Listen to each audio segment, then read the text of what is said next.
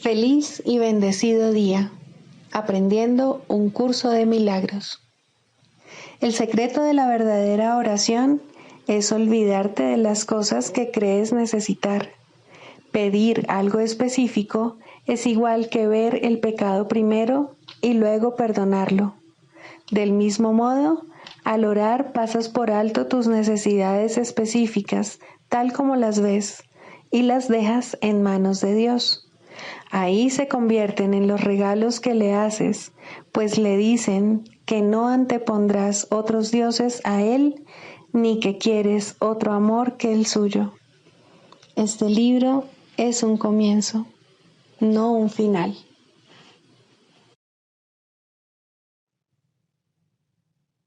Del prefacio, que postula, párrafo 5. El mundo que vemos refleja simplemente nuestro marco de referencia interno, las ideas predominantes, los deseos y las emociones que albergan nuestras mentes. La proyección da lugar a la percepción. Primero miramos en nuestro interior y decidimos qué clase de mundo queremos ver. Luego proyectamos ese mundo afuera y hacemos que sea real para nosotros tal como lo vemos. Hacemos que sea real mediante las interpretaciones que hacemos de lo que estamos viendo. Si nos valemos de la percepción para justificar nuestros propios errores, nuestra ira, nuestros impulsos agresivos, nuestra falta de amor en cualquier forma que se manifieste, veremos un mundo lleno de maldad, destrucción, malicia, envidia y desesperación. Tenemos que aprender a perdonar todo esto, no porque al hacerlo seamos buenos o caritativos, sino porque lo que vemos no es real. Hemos distorsionado el mundo con nuestras absurdas defensas y por lo tanto estamos viendo lo que no está ahí. A medida que aprendamos a reconocer nuestros errores de percepción, aprenderemos también a pasarlos por alto, es decir, a perdonarlos. Al mismo tiempo nos perdonaremos al mirar más allá de los conceptos distorsionados que tenemos de nosotros mismos y ver el ser que Dios creó en nosotros como nosotros. Introducción. Este es un curso de milagros. Es un curso obligatorio. Solo el momento en que decides tomarlo es voluntario. Tener libre albedrío no quiere decir que tú mismo puedas establecer el plan de estudios. Significa únicamente que puedes elegir lo que quieres aprender en cualquier momento dado. Este curso no pretende enseñar el significado del amor, pues eso está más allá de lo que se puede enseñar. Pretende, no obstante, despejar los obstáculos que impiden experimentar la presencia del amor, el cual es tu herencia natural. Lo opuesto al amor es el miedo, pero aquello que todo lo abarca no puede tener opuestos. Este curso puede, por lo tanto, resumirse muy simplemente de la siguiente manera. Nada real puede ser amenazado. Nada irreal existe. En esto radica la paz de Dios.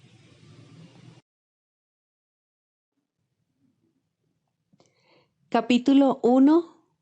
El significado de los milagros. Primero, principios de los milagros. Principio 28. Los milagros son un modo de liberarse del miedo. La revelación produce un estado en el que el miedo ya ha sido abolido. Los milagros son, por lo tanto, un medio y la revelación un fin.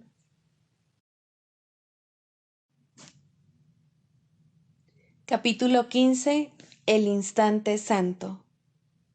8. La única relación real. El instante santo no es un sustitutivo de tu necesidad de aprender, pues el Espíritu Santo no puede dejar de ser tu maestro hasta que el instante santo se haya extendido mucho más allá del tiempo. A fin de llevar a cabo su tarea docente, el Espíritu Santo tiene que valerse de todo lo que hay en este mundo para tu liberación. Tiene que aprovechar cualquier señal o indicación de que estás dispuesto a aprender de él lo que es la verdad. No se demora en utilizar cualquier cosa que le ofrezcas en favor de eso. Su interés por ti y el cuidado que te profesa son ilimitados. En vista del miedo que tienes del perdón, que él percibe con la misma claridad con la que sabe que el perdón libera, él te enseñará a recordar que el perdón no conlleva ninguna clase de pérdida, sino que, por el contrario, es tu salvación. Y te enseñará asimismo que perdonando completamente, es decir, reconociendo que no hay nada que necesite ser perdonado, quedas completamente absuelto. Escúchale gustosamente y aprende de él que no tienes necesidad de relaciones especiales en absoluto. Lo único que buscas en ellas es aquello que desechaste, y a través de ellas nunca podrás aprender el valor de lo que descartaste, lo cual, sin embargo, sigues anhelando con todo tu corazón. Unámonos para hacer que el instante santo sea lo único que hay, al desear que sea lo único que hay. El Hijo de Dios tiene tanta necesidad de que estés dispuesto a tratar de lograr esto, que es imposible concebir una necesidad mayor. Contempla la única necesidad que Dios y su Hijo comparten y que quieren satisfacer juntos. No estás solo en esto. La voluntad de tus creaciones te llama para que compartas tu voluntad con ellas. Por lo tanto, dale la espalda a la culpabilidad en paz y dirígete hacia Dios y hacia tus creaciones. Relaciónate únicamente con lo que nunca te abandonará y con lo que nunca podrías abandonar. La soledad del Hijo de Dios es la soledad de su Padre. No rechaces la conciencia de tu compleción, ni procures restituírtela tú mismo. No tengas miedo de poner la redención en manos del amor de tu Redentor. Él no te fallará, pues viene de parte de uno que no puede fallar. Acepta tu sensación de fracaso como una simple equivocación con respecto a quién eres, pues el santo anfitrión de Dios se encuentra más allá de todo fracaso, y nada que su voluntad disponga puede ser negado. Estás eternamente en una relación tan santa que invoca a todo el mundo a escaparse de la soledad y a unirse a ti en tu amor. Y todo el mundo tiene que buscar el lugar donde estás y encontrarte allí. Piensa en esto por un instante. Dios te dio la filiación para asegurar tu perfecta creación.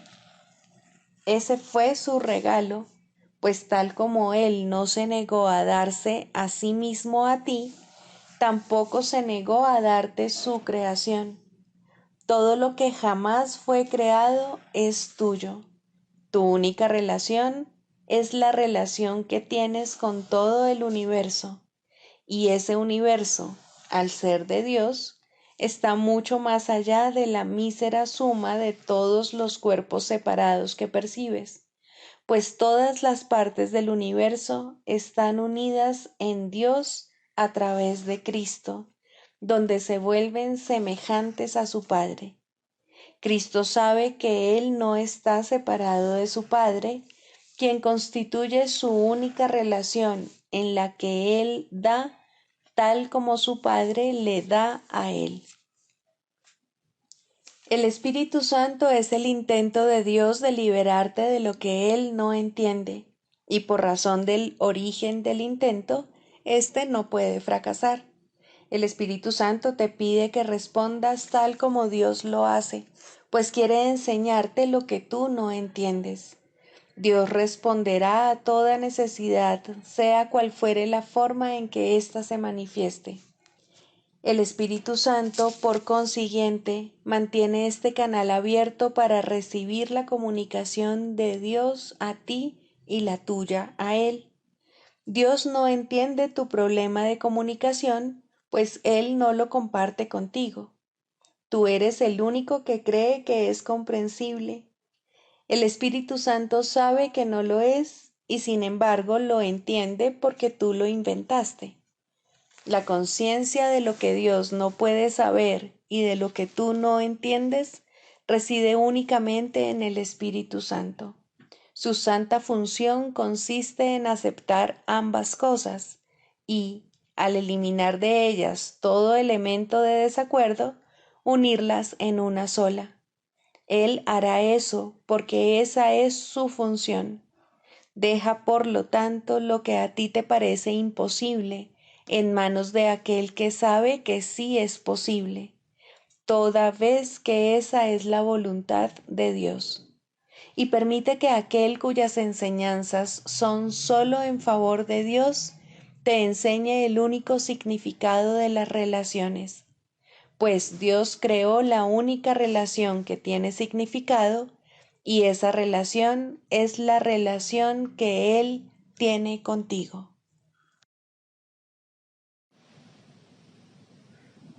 Libro de ejercicio, lección 201. No soy un cuerpo, soy libre, pues aún soy tal como Dios me creó.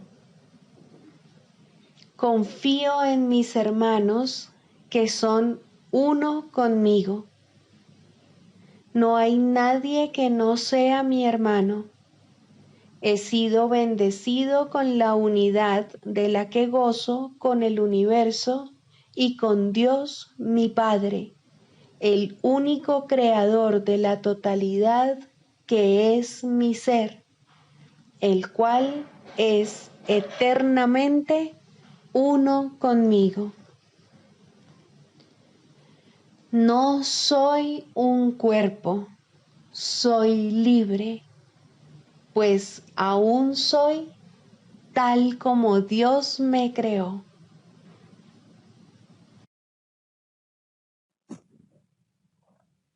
Características de los maestros de Dios. 10.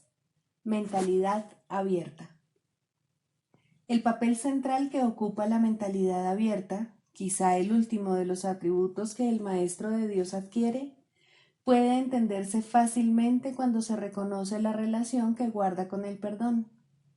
La mentalidad abierta procede de una ausencia de juicios. De la misma manera en que los juicios cierran la mente impidiéndole la entrada al Maestro de Dios, de igual modo la mentalidad abierta lo invita a entrar. De la misma manera en que la condenación juzga al Hijo de Dios como malvado, de igual modo la mentalidad abierta permite que sea juzgado por la voz de Dios en su nombre. De la misma manera en que la proyección de la culpabilidad sobre él lo enviaría al infierno, de igual modo la mentalidad abierta permite que la imagen de Cristo le sea extendida. Solo aquellos que tienen una mentalidad abierta pueden estar en paz, pues son los únicos que ven razones para ello. ¿Cómo perdonan los que tienen una mentalidad abierta?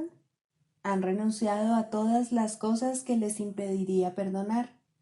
Han abandonado realmente el mundo y han permitido que éste les sea restaurado con tal frescura y en júbilo tan glorioso que jamás hubiesen podido concebir un cambio así.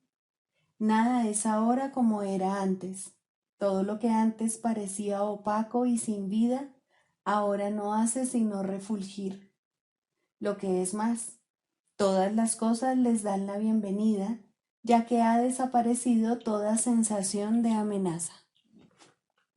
Ya no quedan tinieblas que oculten la faz de Cristo. Ya se ha logrado el objetivo. El perdón es la meta final del programa de estudios, pues allana el camino para lo que se encuentra más allá de todo aprendizaje. El programa de estudios no hace ningún esfuerzo por excederse de su verdadero objetivo. El perdón es su único objetivo, en el cual converge en última instancia todo aprendizaje. Ciertamente, eso es suficiente. Habrás notado que la lista de atributos de los maestros de Dios no incluye las características que constituyen la herencia del Hijo de Dios. Términos tales como amor, inocencia, perfección, conocimiento y verdad eterna no aparecen en este contexto, pues no serían apropiados aquí. Lo que Dios ha dado está tan remotamente alejado de nuestro programa de estudios que el aprendizaje no puede sino desaparecer ante su presencia. Sin embargo, mientras su presencia esté velada, el enfoque ha de centrarse necesariamente en el programa de estudios. La función de los maestros de Dios es llevar al mundo el verdadero aprendizaje. Propiamente dicho, lo que llevan es un desaprendizaje, que es a lo único que se le puede llamar verdadero aprendizaje en este mundo. A los maestros de Dios se les ha encomendado la función de llevar al mundo las buenas nuevas del completo perdón. Bienaventurados son, en verdad, pues son los portadores de la salvación.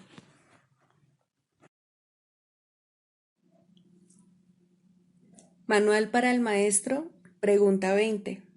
¿Qué es la paz de Dios?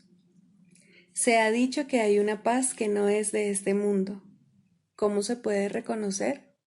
¿Cómo se puede encontrar? Y una vez que se encuentra, ¿cómo se puede conservar?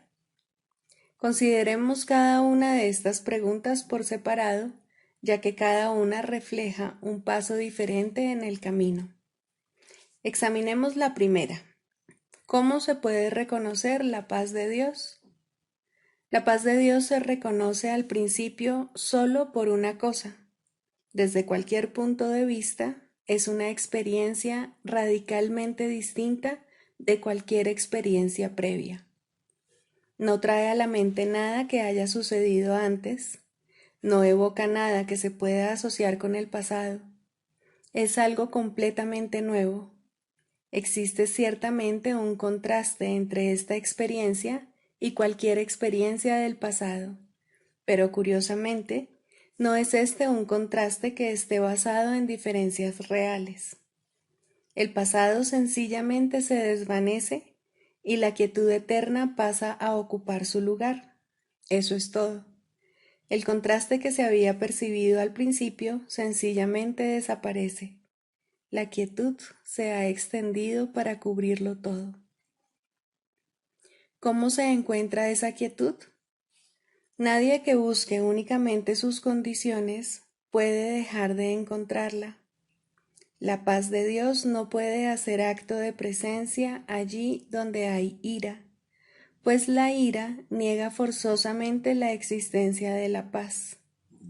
Todo aquel que de alguna manera o en cualquier circunstancia considere que la ira está justificada, proclama que la paz es una insensatez y no podrá por menos que creer que no existe. En esas condiciones no se puede hallar la paz de Dios. El perdón es, por lo tanto, la condición indispensable para hallarla. Lo que es más, donde hay perdón, tiene que haber paz. Pues, ¿qué otra cosa sino el ataque conduce a la guerra? ¿Y qué otra cosa sino la paz es lo opuesto a la guerra? Aquí el contraste inicial resalta de una manera clara y evidente. Cuando se halla la paz, no obstante, la guerra deja de tener sentido, y ahora es el conflicto el que se percibe como inexistente e irreal. ¿Cómo se conserva la paz de Dios una vez que se ha encontrado? Si la ira retorna en la forma que sea, el pesado telón volverá a caer una vez más y la creencia de que no es posible que haya paz inevitablemente regresará. La guerra se volverá a aceptar una vez más como la única realidad, y ahora tendrás que deponer tu espada nuevamente, aunque no te hayas dado cuenta de que la habías vuelto a blandir. Pero al recordar, aunque solo sea vagamente, cuán feliz eras sin ella, te darás cuenta de que debiste haberla vuelto a blandir para defenderte. Detente entonces por un momento y piensa en lo siguiente. ¿Prefieres el conflicto o sería la paz de Dios una opción mejor? ¿Cuál te aporta más? Una mente tranquila no es un regalo baladí. ¿No es preferible vivir a elegir la muerte? Vivir es júbilo, pero la muerte no es sino llanto. Ves en la muerte tu escapatoria de lo que has hecho, pero lo que no ves es que tú mismo inventaste la muerte, la cual no es más que una ilusión de un final. La muerte no puede ser una escapatoria porque el problema no radica en la vida. La vida no tiene opuesto, pues es Dios. La vida parece ser lo opuesto a la muerte porque tú has decidido que la muerte acaba con la vida. Perdona al mundo y comprenderás que nada que Dios creó puede tener fin y que nada que Él no haya creado es real. Con esta frase se resume nuestro curso. Con esta frase se le da a nuestras prácticas el único objetivo que tienen. Con esta frase se describe el programa de estudios del Espíritu Santo exactamente como es. ¿Qué es la paz de Dios? La paz de Dios no es más que esto, el simple entendimiento de que su voluntad no tiene ningún opuesto. Ningún pensamiento que contradiga su voluntad puede ser verdadero. El contraste entre su voluntad y la tuya tan solo daba la impresión de ser real. En realidad no había conflicto, pues su voluntad es la tuya. Ahora la poderosa voluntad de Dios mismo es su regalo para ti. Él no desea quedarse con ella solo para sí. ¿Por qué querrías mantener tus insignificantes y frágiles alucinaciones ocultas de Él? La voluntad de Dios es una y es lo único que existe. Ese es tu patrimonio. Todo el universo que se encuentra más allá del sol y las estrellas, así como de todos los pensamientos que puedas concebir, te pertenece. La paz de Dios es la condición para que se haga su voluntad. Alcanza su paz y le recordarás.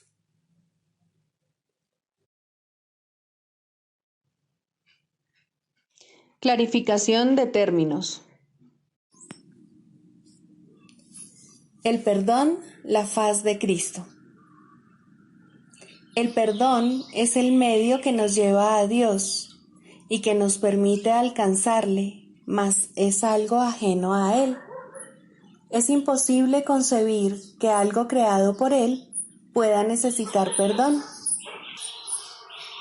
El perdón, entonces, es una ilusión, pero debido a su propósito, que es el del Espíritu Santo, hay algo en ella que hace que sea diferente. A diferencia de las demás ilusiones, nos aleja del error en vez de acercarnos a él. Al perdón podría considerársele una clase de ficción feliz, una manera en la que los que no saben pueden salvar la brecha entre su percepción y la verdad. No pueden pasar directamente de la percepción al conocimiento, porque no creen que esa sea su voluntad.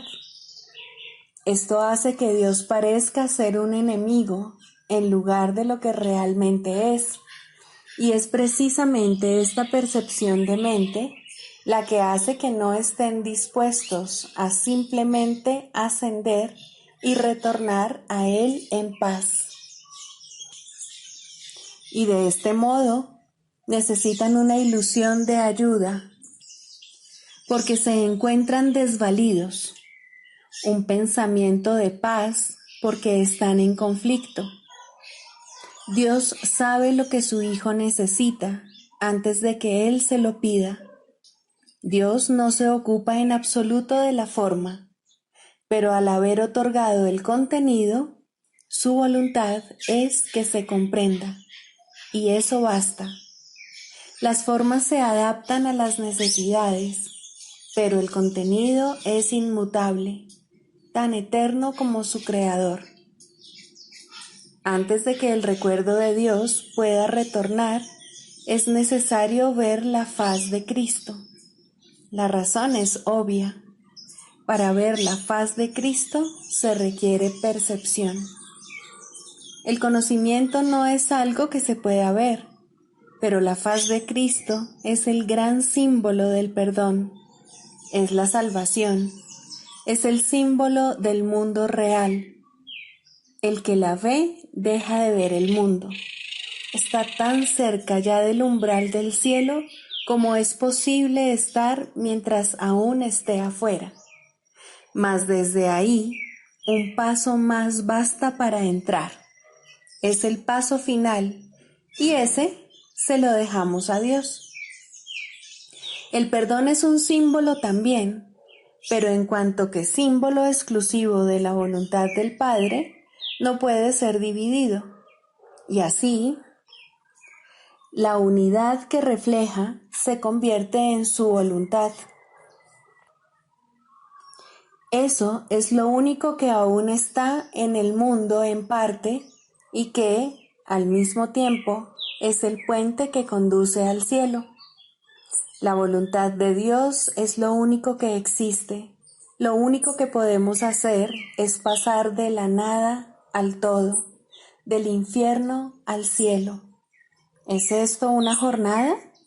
No, en verdad no lo es, pues la verdad no va a ninguna parte. Pero las ilusiones cambian según el lugar o la época. El paso final no es más que otro cambio. Por ser una percepción, es en parte irreal. Sin embargo, esa parte desaparecerá. Lo que entonces quedará será la paz eterna y la voluntad de Dios. Ahora ya no hay deseos, pues los deseos cambian. Incluso lo que una vez se deseó puede volverse indeseable. Esto es así porque el ego jamás puede estar en paz, pero la voluntad es constante por ser el don de Dios, y lo que Él da es siempre como Él mismo. Este es el propósito de la faz de Cristo. Es el regalo de Dios para la salvación de su Hijo. Contempla únicamente esto y habrás sido perdonado. Cuán hermoso se vuelve el mundo en ese instante en el que ves la verdad acerca de ti mismo reflejada en Él. Ahora estás libre de pecado y contemplas tu impecabilidad. Ahora eres santo y así lo percibes. Y ahora la mente retorna a su Creador, la unión de Padre e Hijo, la unidad de unidades que se encuentra detrás de toda unión, aunque más allá de todas ellas. No se ve a Dios, sino que únicamente se le comprende. No se ataca a su Hijo, sino que se le reconoce.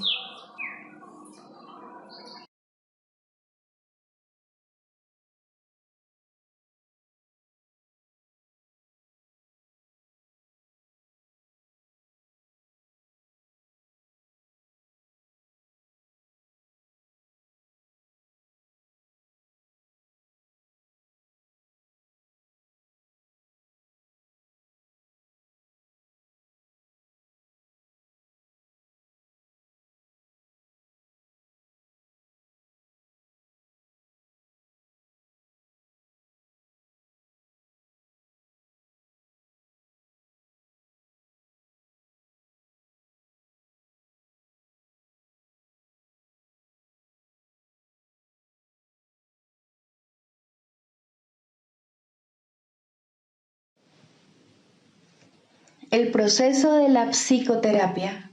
Segundo, el lugar de la religión en la psicoterapia. Para ser un maestro de Dios no es necesario ser religioso ni creer en Dios en ninguna medida. Es necesario, no obstante, enseñar perdón en lugar de condenación. Mas ni siquiera en esto se requiere total consistencia, pues cualquiera que hubiese llegado a este punto podría enseñar lo que es la salvación en un instante y sin una sola palabra. Sin embargo, quien lo ha aprendido todo no necesita un maestro, y el que ha sanado no necesita un terapeuta. Las relaciones personales siguen siendo el templo del Espíritu Santo, y con el tiempo se volverán perfectas y se restituirán a la eternidad. La religión institucionalizada no ocupa ningún lugar en la psicoterapia, pero tampoco tiene un auténtico lugar en la religión. En este mundo existe una tendencia asombrosa a unir palabras contradictorias en un mismo término sin percibir la contradicción en absoluto.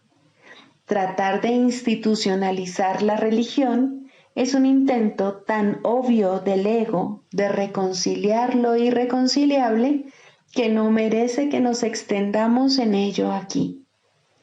La religión es experiencia. La psicoterapia también lo es. En sus niveles más elevados se vuelven una. Ninguna es verdad en sí misma, mas ambas pueden conducir a la verdad. ¿Qué se necesita hacer para encontrar la verdad, que sigue siendo perfectamente obvia, sino eliminar los aparentes obstáculos a la verdadera conciencia? Nadie que aprenda a perdonar puede dejar de recordar a Dios. El perdón, pues, es todo lo que se necesita enseñar, ya que es todo lo que es necesario aprender. Todos los obstáculos al recuerdo de Dios son formas de falta de perdón, y eso es todo. Esto nunca le resulta obvio al paciente y muy rara vez al terapeuta. El mundo ha aglutinado todas sus fuerzas en contra de esta forma de conciencia, pues en ella radica el fin del mundo y todo lo que éste representa. Sin embargo, tener conciencia de Dios no constituye una meta razonable para la psicoterapia. Esta llegará cuando se haya completado la psicoterapia, pues allí donde se ha alcanzado el perdón, la verdad no puede sino llegar. Sería injusto en verdad que se tuviera que creer en Dios para que la terapia tuviera éxito. Creer en Dios no es realmente un concepto significativo, puesto que a Dios solo puede conocérsele. Creer implica que es igualmente posible no creer, mas el conocimiento de Dios no tiene opuestos. No conocer a Dios es no tener conocimiento, y es a esto a lo que conduce toda falta de perdón. Sin conocimiento, uno solo puede tener creencias. Hay diferentes recursos de aprendizaje para diferentes clases de personas. Algunas formas de religión no tienen nada que ver con Dios, y algunas formas de psicoterapia no tienen nada que ver con la curación. Mas, si alumno y maestro se unen para compartir una meta, Dios entrará a formar parte de su relación porque se le invitó. De igual modo, la unión de propósitos entre paciente y terapeuta restituye el lugar de Dios a un primer plano, primero a través de la visión de Cristo y luego a través del recuerdo de Dios mismo. El proceso psicoterapéutico es el retorno a la cordura. Maestro y alumno, terapeuta y paciente están todos dementes o, de lo contrario, no estarían aquí.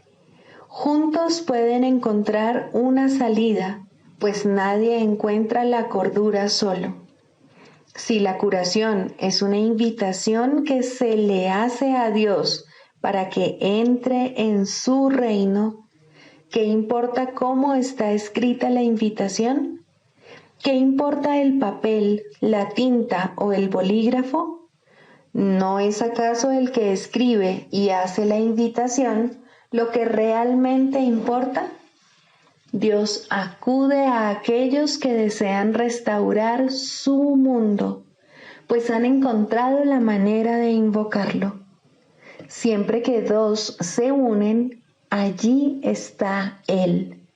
Sea cual sea el propósito que tengan, es irrelevante, mas para triunfar tienen que compartirlo completamente. Es imposible compartir un objetivo que Cristo no haya bendecido, pues lo que no se ve a través de sus ojos está demasiado fragmentado para tener sentido. De la misma manera en que la verdadera religión cura, la verdadera psicoterapia debe ser religiosa. Existen muchas formas de ambas, pues ningún buen maestro utiliza el mismo enfoque en todos sus alumnos. Por el contrario, escucha pacientemente a cada uno y lo deja formular su propio plan de estudios. No la meta de éste, sino la manera en que puede alcanzar el objetivo que dicho plan establece para él. Puede que el maestro no crea que Dios forma parte de la enseñanza. Tal vez el psicoterapeuta no entienda que la curación proviene de Dios. No obstante, pueden triunfar allí donde muchos que creen haber encontrado a Dios fracasan. ¿Qué debe hacer el maestro para asegurarse de que el aprendizaje tenga lugar? ¿Qué debe hacer el terapeuta para lograr la curación? Solo una cosa, el mismo requisito que la salvación le pide a todo el mundo.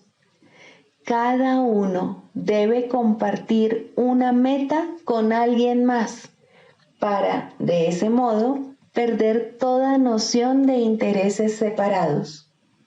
Solo al hacer esto es posible trascender los estrechos límites que el ego quiere imponer al yo. Solo al hacer esto pueden maestro y alumno, terapeuta y paciente, o podemos tú y yo aceptar la expiación y aprender a darla tal como fue recibida. La comunión es imposible si se está solo. Nadie que permanezca aparte puede recibir la visión de Cristo. Esta se le ofrece, pero él no puede extender su mano para recibirla. Que se aquiete y reconozca que la necesidad de su hermano es su necesidad, y que entonces la satisfaga como si fuese la tuya, y vea que ambas se satisfacen cual una sola, porque en efecto lo son. ¿Qué es la religión sino un recurso para ayudarle a ver esto? ¿Y qué es la psicoterapia sino una ayuda que lo lleva en esa misma comprensión? Es la meta la que hace que estos procesos sean el mismo, pues son uno en propósito y, por ende, no pueden sino ser uno en los medios.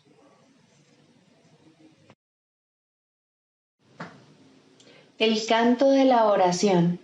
Quinto, el final de la escalera.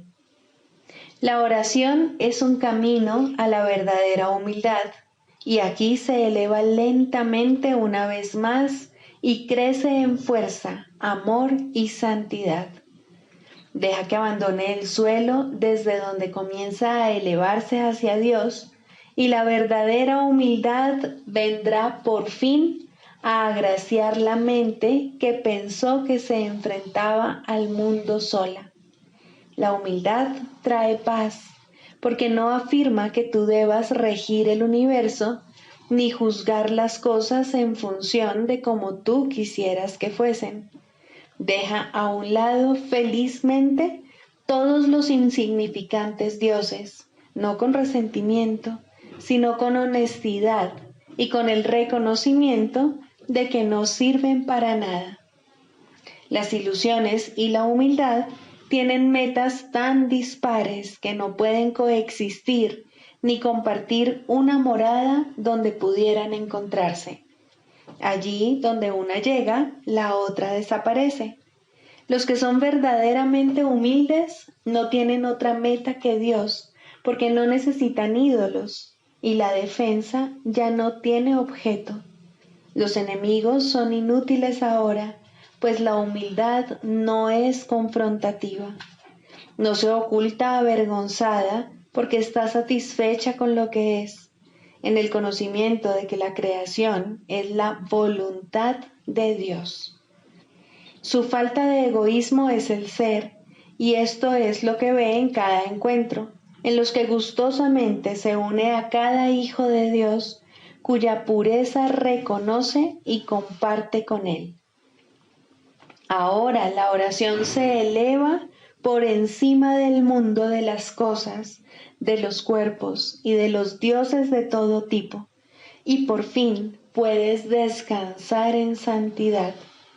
La humildad ha venido a enseñarte cómo entender la gloria que es tuya por ser hijo de Dios y a reconocer la arrogancia del pecado. Un sueño ocultaba la faz de Cristo de ti, mas ahora puedes contemplar su impecabilidad. La escalera ha llegado muy alto, ya casi estás en el cielo. Es muy poco lo que queda por aprender antes de que la jornada finalice. Ahora puedes decir a todo aquel que venga a unirse contigo en oración: no puedo ir sin ti, pues eres parte de mí. Y así es, en verdad. Ahora puedes orar solo por lo que realmente compartes con Él, pues has comprendido que nunca se marchó y que tú, que parecías estar solo, eres uno con Él. Este es el final de la escalera, pues ya no hay nada más que aprender. Ahora te encuentras ante el umbral del cielo con tu hermano a tu lado. Los jardines son amplios y serenos, pues ahí el lugar señalado para el momento en que debías venir ha estado esperando por ti desde hace mucho. Ahí finaliza el tiempo para siempre.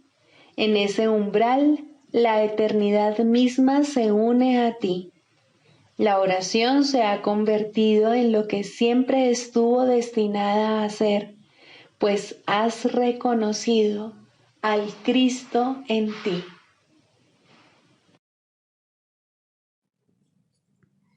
Sigamos a Jesús haciendo del perdón algo tan natural como respirar y algo tan vital como el aire. Amén.